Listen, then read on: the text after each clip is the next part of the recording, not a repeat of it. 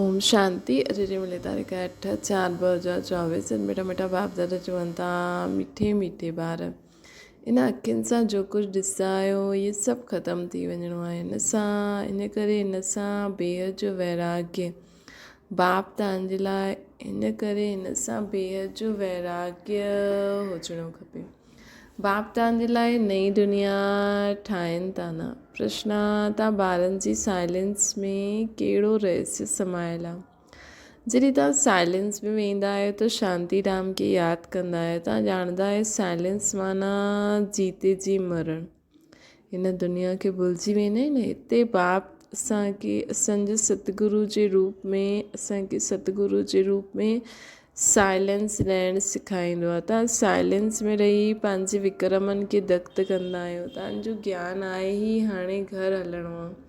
ॿिया सत्संगनि में शांती में वेंदा आहिनि लेकिन उन्हनि खे शांति धाम जो ज्ञान न आहे। ओम शांति। मिठे मिठे सिकियल जे ॿारनि प्रति शिव बाबा ॻाल्हाइनि था। गीता में आहे श्री कृष्ण ॻाल्हाइनि था लेकिन हिते शिव बाबा ॻाल्हाईंदा आहिनि। श्री कृष्ण खे बाबा न चई सघंदा आहियूं। भारतवासियुनि खे मालूम आहे कि पिता ॿ हूंदा आहिनि, लौकिक पारलौकिक खे परम पिता चइबो आहे, लौकिक खे परम पिता न चइबो आहे, न चई सघंदा आहियूं। तव्हांखे कोई लौकिक पिता न सम्झाईंदा आहिनि, पारलौकिक ॿारनि खे सम्झाईंदा आहिनि। पहिरियों तव्हां वेंदा आहियो शांति धाम, जेके तव्हां मुक्ति धाम, निर्वाण धाम, वानप्रस्थ बि चईंदा आहियो। हाणे बाप चईंदा आहिनि ॿार हाणे वञिणो आहे शांति धाम। सिर्फ़ु उन्हनि खे चइबो आहे टावर ऑफ साइलेंस। हिते वेठे उहे पहिरियों शांति में वेहणो आहे। कोई बि सत्संग में पहिरियों शांति में वेहींदा आहिनि परंतु उन्हनि खे शांति धाम जो ज्ञान न आहे। ॿार ॼाणंदा आहिनि असां आत्माउनि खे हिन पुराणे शरीर खे छॾे हाणे घर हलणो आहे। कोई बि समय शरीर छुटी वञे इन करे हाणे बाप जो पढ़ाईंदा आहिनि उहो सुठी रीति पढ़णो आहे।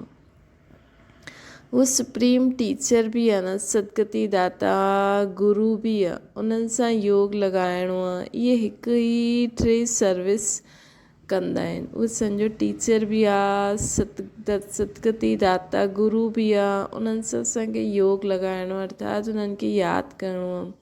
इहे हिकु ई टे सर्विस कंदा आहिनि। ईअं ॿियो कोई हिकु टे जी सर्विस ॿियो कोई हिकु टई सर्विस न करे सघंदा आहिनि। इहे हिकु बाप साइलेंस बि सिखलाईंदा आहिनि। जीते जी मरण खे साइलेंस चइबो आहे। तव्हां ॼाणंदा आहियो असांखे हाणे शांति धाम घर में वञिणो आहे। जेसि ताईं पवित्र आत्मा न ठही तेसि ताईं वापसि घर न वञी सघंदा आहियूं। वञिणो त सभिनि खे ई आहे। इन करे पाप कर्मनि जे पिछाड़ी में सजायूं मिलंदियूं आहिनि, पोइ पद भ्रष्ट थींदा आहिनि। ॼाणंदा आहियो वञिणो त सभिनि खे इन करे पाप कर्मनि जी पिछाड़ी में सजायूं मिलंदियूं आहिनि, पोइ पद बि भ्रष्ट थी वेंदो आहे। मानी ऐं मोचड़ो बि खाइणो पवंदो आहे। छोजी माया सां हाराईंदा आहियूं न त मानी ऐं मोचड़ो बि खाइणो पवंदो आहे। बाप ईंदा ई आहिनि माया ते जीत पाइण, परंतु ग़फ़लत सां बाप खे यादि न कंदा आहिनि। हिते त हिकु बाप खे यादि करिणो। भक्ति मार्ग में बि ॾाढा भटकंदा आहिनि। जेके मथो टेकंदा आहिनि उन्हनि खे ॼाणंदा ई न आहिनि। बाप अची करे संजो भटकण छुड़ाईंदो आहे।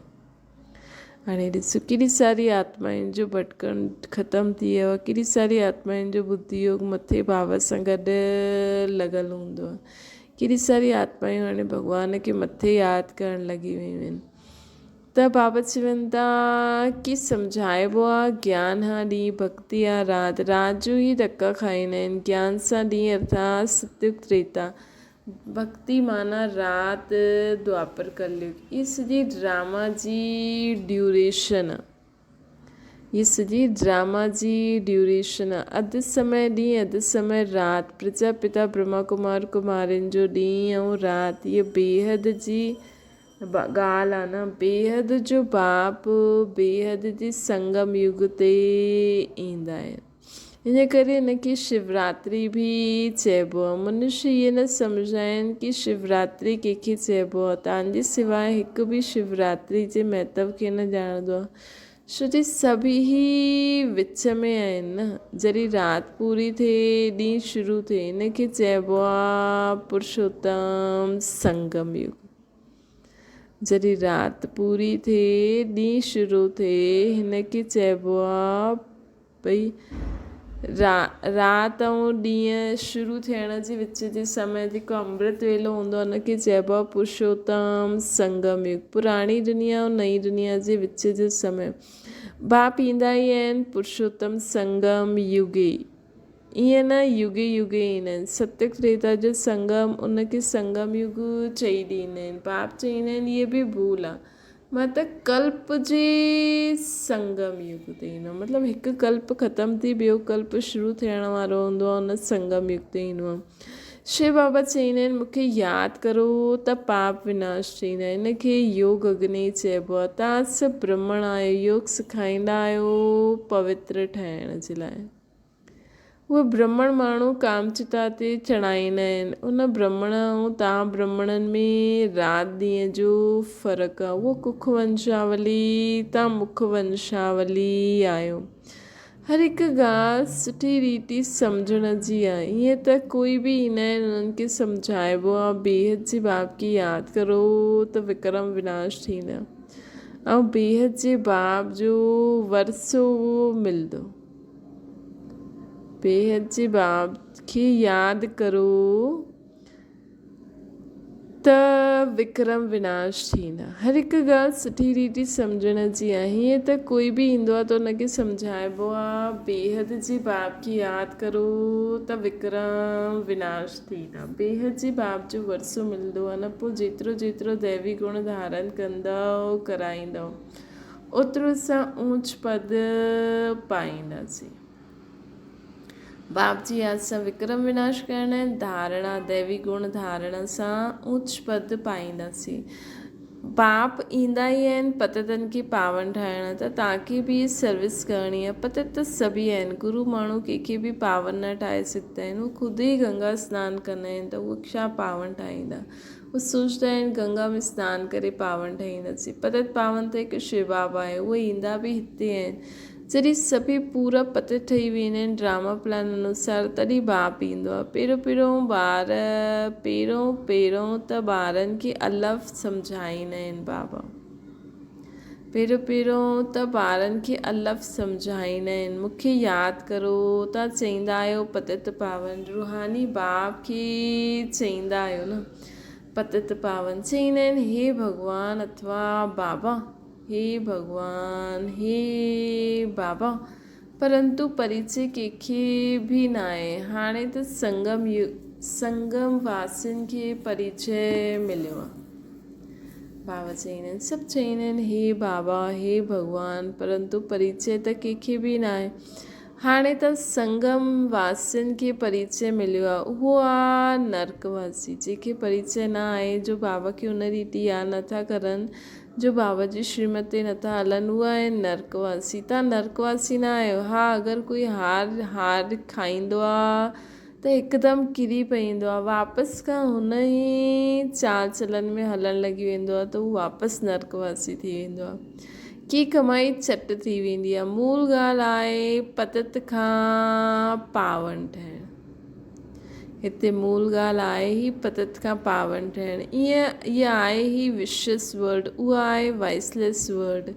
हिन समय असां बाबा जी यादि में रही करे हिन विशेस वर्ड खे वाइसलेस वर्ड ठाहियूं था। पोइ जॾहिं सभी आत्मायूं पूरी सृष्टि वाइसलेस थी वेंदी त बाक़ी सभु आत्मायूं मथे हली वेंदियूं। पोइ असां थोरी सी आत्मायूं वाइसलेस वर्ड में ईंदासीं। बाबा चईंदा आहिनि की जाते देवता रहंदा आहिनि उनखे वाइसलेस वर्ड चइबो आहे। हाणे तव्हां ॿारनि खे मालूम पियो पहिरियों देवता ई सभिनि खां जास्ती जन्म वठंदा आहिनि। उन्हनि में बि जो पहिरियों सूर्यवंशी घराने में ईंदा आहिनि उहा जास्ती जन्म वठंदा आहिनि। उहे पहिरियों ईंदा आहिनि, 21 पीढ़ी वरसो पाईंदा आहिनि। केतिरो बेहद जो वरसो पवित्रता सुख शांति जो केतिरो बेहद जो वरसो पवित्रता सुख शांति जो आहे। सतयुग खे पूरो सुखधाम, त्रेता खे सहमी चईंदासीं छो जो 2 कला घटि थी वेंदी आहे। कला कम थियण सां रोशनी कम थी वेंदी आहे। चंद्रमा जी बि कलायूं कम थियण सां रोशनी कम थींदी वञे न, आख़िर बाक़ी लकीर वञी करे बचंदी आहे। नील न थींदो आहे, अर्थात पूरो ख़तमु न थींदो आहे। तव्हांजो बि ईअं ई आहे न, नील न थींदा आहिनि। इनखे चइबो आहे अटे में नमक मिसणु, मतिलबु पूरो नमक न मिलाईंदा आहिनि, थोरो सो नमक हूंदो आहे, त हिनखे चइबो आहे पूरो नील न थींदो आहे, थोरी सी लीक बचंदी आहे। बाप आत्माउनि खे वेही सम्झाईंदा आहिनि, इहा आत्माऊं परमात्मा जो मेलो आहे, इहा बुद्धि सां कमु वठो। परमात्मा कॾहिं ईंदा आहिनि, भॻवानु बाप आत्माउनि खे वेही सम्झाईंदो आहे, इहा आत्माऊं परमात्मा जो मेलो, इहा बुद्धि सां कमु वठिणो आहे। परमात्मा कॾहिं ईंदा आहिनि, जॾहिं ॾाढी आत्माऊं अथवा मनुष्य थी वेंदा आहिनि, तॾहिं परमात्मा मेले में ईंदा आहिनि। आत्मा जो परमात्मा जो मेलो कंहिं लाइ लॻंदो आहे? उहो मेलो त मेरो थियण लाइ थींदो आहे। हिन समय उहो मेलो त मेरो थियण लाइ थींदा आहिनि। हिते आत्मा ऐं परमात्मा जो मेलो छो लॻंदो आहे? आत्माउनि खे स्वच्छ ठाहिण लाइ। हिन समय तव्हां भॻवान द्वारा काटन का फूल ठहो था न, कीअं ठहींदा? यादि जे बल सां फूल बि ठहूं था ऐं पावन बि ठहूं था। बाप सम्झाईंदा बाप खे चइबो आहे सर्वशक्तिवान। जीअं बाप सर्वशक्तिवान आहे, उहो रावण बि कम शक्तिवान न आहे। बाप ख़ुदि बि चईंदा आहिनि माया ॾाढी ई बलवान आहे, ॾाढी ई दुस्तर आहे, परंतु बाप बचपन था माया ॾाढी ई दुस्तर आहे, असांजी दुश्मन आहे। माया असांखे यादि भुलाए ॾींदी आहे। चईंदा आहिनि बाबा असां तव्हांखे यादि कंदा आहियूं, माया असांखे यादि भुलाए ॾींदी आहे। 1 बजे दुश्मन थी विया आहिनि, बाप अची करे माया ते जीत पाराईंदा आहिनि। बाप अची करे माया ते जीत पाराईंदा आहिनि। माया पोइ हार खाराए ॾींदी आहे। देवता ऐं असुरनि जी युद्ध ॾेखारी अथनि, परंतु हीअं कोई आहे न। देवता ऐं असुरनि जी युद्ध ॾेखारी अथनि, परंतु हीअं कोई आहे न। देवता ऐं असुरनि जी युद्ध न थींदी आहे, युद्ध त आहे ईअं। अर्थात असां जॾहिं दैवी गुण धारण कंदा आहियूं न, त आसुरी गुण ऐं दैवी गुणनि जी युद्ध थींदी आहे। आत्मा चाहींदी आहे मां दैवी गुण धारण करां, लेकिन आसुरी गुण असांखे असां निकिरणु न चाहींदा आहिनि। बाबा चईंदा आहिनि न, ॾाढो समय रावण जी परवरिश में रहिया आहियो, त ही रावण अर्थात विकार बुराई आसुरी स्वभाव संस्कार असांखे छॾंदा न आहिनि। त जीअं असां बाबा खे यादि करे दैवी गुण धारण कंदा आहियूं ऐं हीअ पंहिंजो बल दिखलाईंदा आहिनि। त हीअ युद्ध खे माण्हुनि देवता ऐं असुरनि जी युद्ध ॾेखारी अथनि। अर्थात असांजे मन में युद्ध हलंदी आहे न, त युद्ध त इहा आहे। तव्हां बाप खे यादि करण सां देवता ठहींदा आहियो। माया विघ्न विझंदी आहे, पढ़ाई में विघ्न न विझंदी आहे, यादि सां ऐं यादि में ई विघ्न पईंदा आहिनि। घड़ी घड़ी माया बुलाए ॾींदी आहे। देह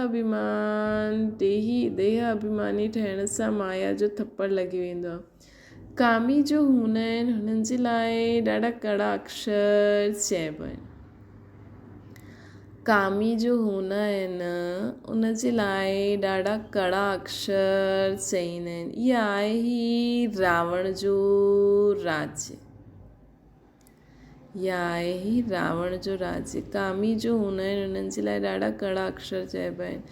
इहा आहे ही रावण जो राज्य। हिते बि सम्झाइबो आहे पावन ठहो, पोइ बि ठहींदा ई न आहिनि। माया एॾी दुस्तर आहे कि बाबा जे छॾे छॾे ॿारनि खे बि पकिड़े वठंदी आहे। बाप चईंदा आहिनि ॿार विकार में न वञो, कालो मुंहुं न करो। पोइ बि लिखंदा आहिनि बाबा माया हार खिलाए ॾींदी आहे, अर्थात मुंहुं कारो करे छॾंदी आहे। गोरो ऐं सावरो, विकारी कारा, निर्विकारी गोरा थींदा आहिनि। श्याम सुंदर जो बि अर्थ सवाइ तव्हांजी दुनिया में कोई न ॼाणंदो आहे। श्री कृष्ण खे बि श्याम सुंदर चईंदा आहिनि। बाप उन्हनि जी ही नाम जो अर्थ सम्झाईंदा आहिनि। स्वर्ग जो फर्स्ट नंबर प्रिंस हुयो, सुंदरता में नंबर 1 इहे पास थींदो आहे कृष्ण जी आत्मा। पोइ पुनर्जन्म वठंदे वठंदे हेठि उतरंदे उतरंदे कारो थी वेंदो आहे। त नाम रखियो अथनि श्याम सुंदर। इहे अर्थ बि बाप सम्झाईंदा आहिनि। शिव बाबा त आहे ई एवर सुंदर। उहे अची करे असां ॿारनि खे सुंदर ठाहींदा आहिनि। पतित कारा पावन सुंदर हूंदा आहिनि। नेचुरल ब्यूटी रहंदी आहे न। पतित आत्मायूं कारियूं हूंदियूं आहिनि। शिव बाबा त आहे ई एवर सुंदर। उहे अची करे असां ॿारनि खे सुंदर ठाहींदा आहिनि। पतित कारा पावन सुंदर हूंदा आहिनि। नेचुरल ब्यूटी रहंदी आहे। तव्हां ॿार आया आहियो कि असां स्वर्ग जो मालिक ठहूं, है न। गायन बि आहे शिव भॻवान वचन, माताऊं स्वर्ग जो द्वार खोलंदियूं आहिनि। इन करे वंदे मातरम ॻायल आहे न। वंदे मातरम त अंडरस्टूड आहे, पिता बि आहिनि। बाप आत्माउनि जी महिमा खे बढ़ाईंदा आहिनि। पहिरियों लक्ष्मी पोइ नारायण, पहिरियों लक्ष्मी पोइ नारायण। हिते पोइ पहिरियों मिस्टर पोइ मिसिस ईंदी आहे। ड्रामा जो राज अहिड़ो ठहियलु आहे। बाप रचयिता पहिरियों पंहिंजो परिचय ॾींदा आहिनि। हिकु आहे हद जो लौकिक बाप, ॿियो आहे बेहद जो पारलौकिक बाप। बेहद जे बाप खे यादि कंदा आहियो छो जी हुननि सां वरसो मिलंदो आहे। हद जो वरसो मिलंदे उहे बि बेहद जे बाप खे यादि कंदा आहिनि। बाबा तव्हां ईंदव त असां बाक़ी सभु संग छॾे तव्हांजो संग वठंदासीं, तव्हां सां ई संग जोड़ंदासीं। इहे केरु चईंदी आहे? आत्मा चईंदी आहे। आत्मा ई हिन ऑर्गन्स वारा पार्ट वॼाईंदी आहे। हर हिकु आत्मा जीअं कर्म कंदी आहे ईअं जन्म वठंदी आहे। हर हिकु आत्मा जीअं जीअं कर्म कंदी आहे उहा हुनखे जन्म मिलंदा आहिनि। साहूकार ग़रीब ठहींदा आहिनि। कर्म त आहे न। ही लक्ष्मी नारायण विश्व जा मालिक हुया, त हिननि कहिड़ा कर्म कया? हाणे संगम ते बाबा जो कर्म कराइनि था। इहे लक्ष्मी नारायण जी आत्मा बि कई, तॾहिं त उन्हनि खे एतिरो उच्च राज्य भाग्य मिलो। इन्हनि छा कयो इहे त तव्हां ॼाणंदा आहियो, तव्हां ई सम्झाए सघंदा आहियो। बाप चईंदा आहिनि न अखियुनि सां जो कुझु ॾिसंदा आहियो हुन सां वैराग्य अचिणो खपे।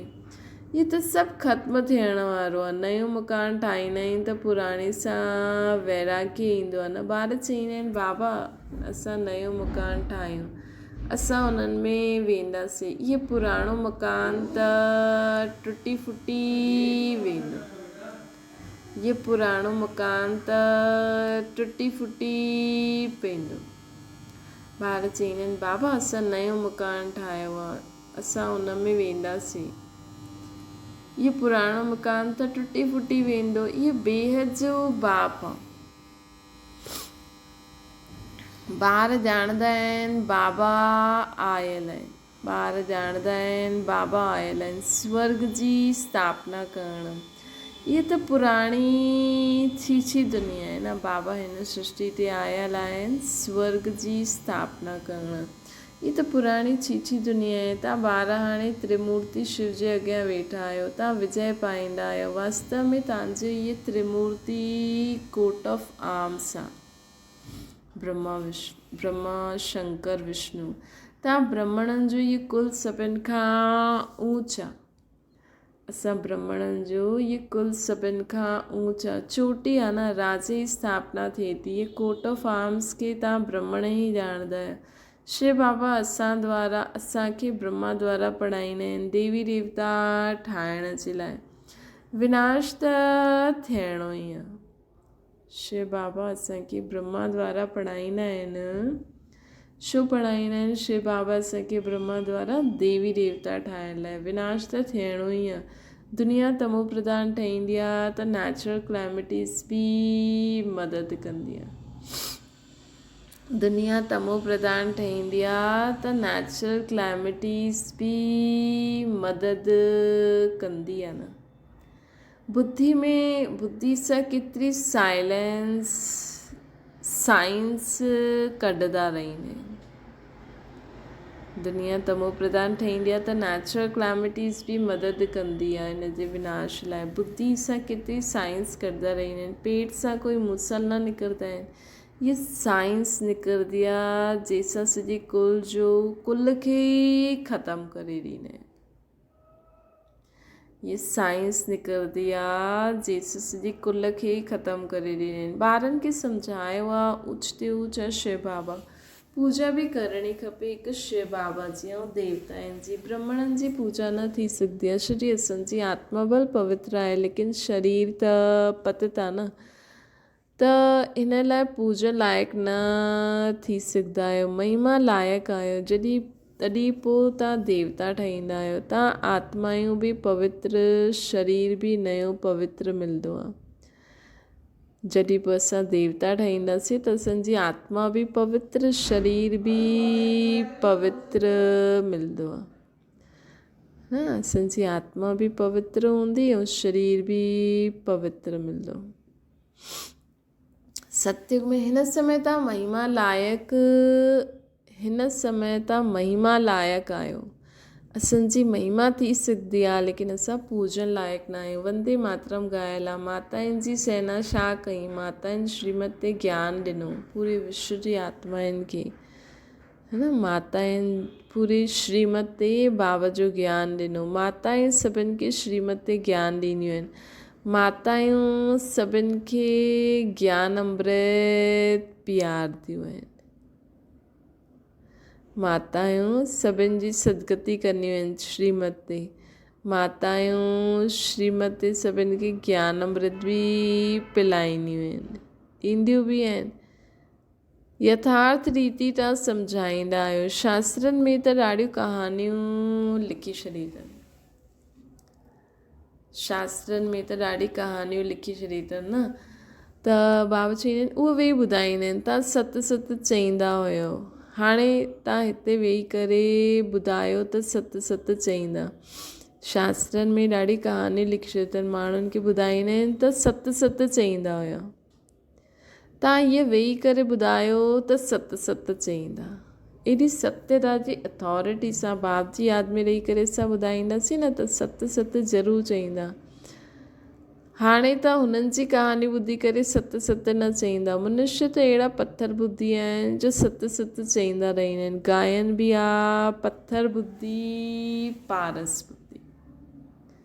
पारस बुद्धि माना पारसनाथ। नेपाल में रहंदा आहिनि पारसनाथ जो नेपाल में चईंदा आहिनि पारसनाथ जो चित्र आहे। पारसपुरी जो नाथ ये लक्ष्मी नारायण आहिनि।